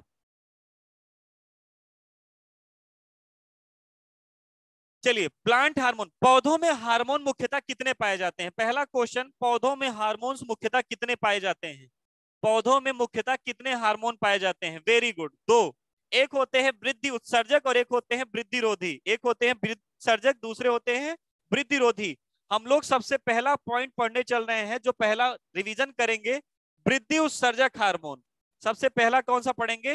वृद्धि वृद्धि उत्सर्जक हार्मोन। चलिए, पहला क्वेश्चन आपके सामने ये है कि वह कौन से ऐसे हार्मोन होते हैं जो पौधों में घाव भरने की सहायता करते हैं? पौधों में घाव भरने में सहायता करने वाला हार्मोन। पौधों में घाव भरने वाला ए लड़के, गलत बता दी रोली पांडे, इतनी जल्दी मत लिखो। पौधों में घावों को भरने वाला, वेरी गुड, ट्राउमेटिन। पौधों में घाव को भरने वाला हार्मोन कौन सा है? ट्राउमेटिन। पौधों में घाव भरने वाला हार्मोन कौन सा है? ट्राउमेटिन। वेरी गुड, जितने लोगों ने ट्राउमेटिन बताया। दूसरे नंबर पे, वह कौन सा ऐसा हार्मोन होता है जो किसी भी बड़े से बड़े फल को डाली से टूटने नहीं देता है? अर्थात जैसे बड़ा सा सिलेंडर जैसा कटहल हो जाता है, लेकिन वो डाली तोड़ करके नीचे नहीं गिरता है। यानी फलों को पकड़े रखने में मजबूती देने वाला हार्मोन कौन सा है? जल्दी बताइए। गलत है, एफसीसी गलत है। श्रद्धा शुक्ला, एफसीसी गलत है।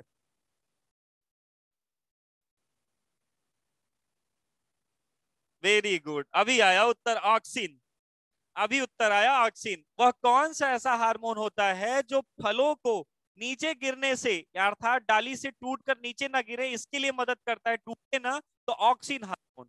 अगर आपसे पूछ लिया जाए कि पौधों में सभी प्रकार, खास तौर से सूर्य की तरफ के जाना और जड़ों के उधर शीर्ष का विस्तार करना, यानी उसकी जिसको कहते हैं सूर्य की ओर लेके जाना तथा धरती की ओर ले जाने का जो मेन उसका पौधों का विकास कराता है, कौन सा हार्मोन कराता है?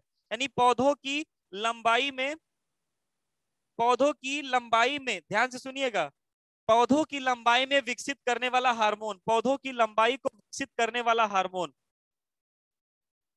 पौधों की लंबाई को विकसित करने वाला हार्मोन, वेरी गुड, ऑक्सिन ही है।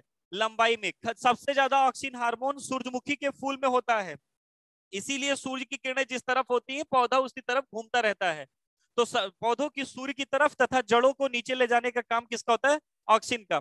अब बताइएगा, केवल उस भाग का विस्तार करना जो लकड़ी वाला मेन भाग होता है, यानी पेड़ी का विस्तार करना, जिसको हम लोग बोलते हैं, और लकड़ी वाले भाग का, तने का विस्तार करने का काम किसका होता है? तने का, जिब्रेलिन। वेरी गुड, जिब्रेलिन सबसे काम होता है पेड़ी वाले भाग का विस्तार करना।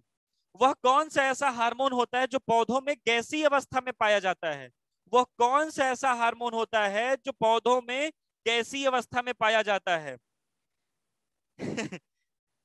गैसीय अवस्था में पाया जाने वाला हार्मोन,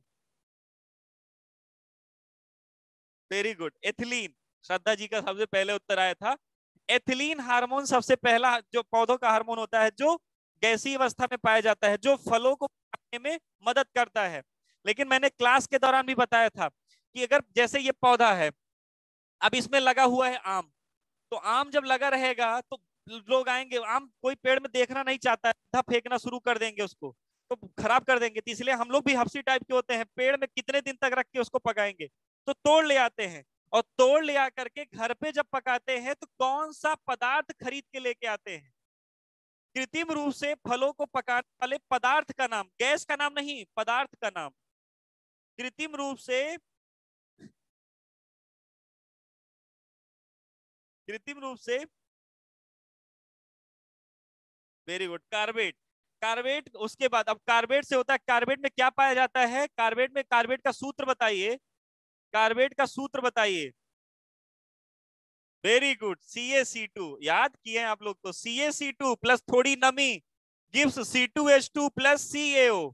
कैल्शियम ऑक्साइड, आम के ऊपर सफेद सफेद एक परत पड़ जाती है, उसको बोलते हैं कैल्शियम ऑक्साइड की परत। और कौन सी गैस मुक्त होती है? एसिटिलीन। कृत्रिम रूप से फलों को पकाने वाली गैस कौन सी है? Acetylene gas. कृत्रिम रूप से फलों को पकाने वाला पदार्थ कौन सा है? कार्बेट। और फलों को पकाने वाला हार्मोन कौन सा है? तो फलों को पकाने वाला हार्मोन कौन सा है? एथिलीन। कौन सा? Ethylene hormone. अगर आपसे पूछ लिया जाए, ध्यान से सुनिएगा, अगर आपसे पूछ लिया जाए फूलों को खिलाने में मदद करने वाला हार्मोन, पौधों में फूलों को खिलाने में मदद करने वाला हार्मोन, वेरी गुड, फ्लोरीजेंस। पौधों में फलों को खिलाने वाला हार्मोन कौन सा है? फ्लोरीजेंस। कौन सा? फ्लोरीजेंस। कौन सा? फ्लोरीजेंस। अगर आपसे पूछ लिया जाए कि पूर्ण रूप से वृद्धिरोधी हार्मोन कौन सा है? पूर्ण रूप से पौधों का वृद्धिरोधी हार्मोन, पूर्ण रूप से, पूर्ण रूप से पौधों का वृद्धिरोधी हार्मोन, पूर्ण रूप से पौधों का वृद्धिरोधी हार्मोन कौन सा है? एफसीसी कम्ल। वेरी गुड, एफसीसी कम्ल। कौन सा ऐसा हार्मोन है जिसको IAA, इंडोन 3 एसिटिक एसिड के नाम से जानते हैं? पौधों का वो कौन सा ऐसा हार्मोन है जिसको इंडोन 3 एसिटिक एसिड के नाम से जानते हैं? इंडोन 3 एसिटिक से, वेरी गुड, ऑक्सिन। बहुत सारे लोगों को याद है, श्रद्धा जी को सबसे बढ़िया, बड़ी जल्दी जल्दी उत्तर कर रही थी। अच्छा, देखिएगा क्वेश्चन इनका क्या है, तो क्वेश्चन इनका ये है कि यूएनओ का कौन सा अंग कार्य नहीं करता है? तो ट्रस्टीशिप काउंसिल, वर्तमान समय में जो न्यासी परिषद है, प्रन्यास विभाग है, वो कार्य नहीं कर रहा है, वो 1994 से डिस्ट्रॉय कर दिया गया है। ठीक, केसरी नंदन भैया, केसरी नंदन भैया, ट्रस्टीशिप काउंसिल वर्तमान समय में नहीं कार्य कर रहा है, महासभा भी कार्य कर रही है, सेक्रेटेरिएट। अच्छा, सचिवालय, यूएनओ के सचिवालय से आज एक क्वेश्चन और अच्छा तैयार हो जाएगा आपका कि दूसरी बार भी यूएनओ के अध्यक्ष कौन बनेंगे? एंटोनियो गुटरेंस। दूसरी बार कौन अध्यक्ष बनेंगे इसके? एंटोनियो गुटरेंस। आज के लिए बस इतना ही। हम लोग कल पढ़ेंगे शिवाजी के बारे में, आप लोग जरूर पहले से पढ़े रहिएगा ताकि और अच्छे से समझाने। आज के लिए बस इतना ही, शेष हम लोग पढ़ेंगे। आज के लिए धन्यवाद। ठीक, आज के लिए बस इतना ही, शेष कल। Thank you class.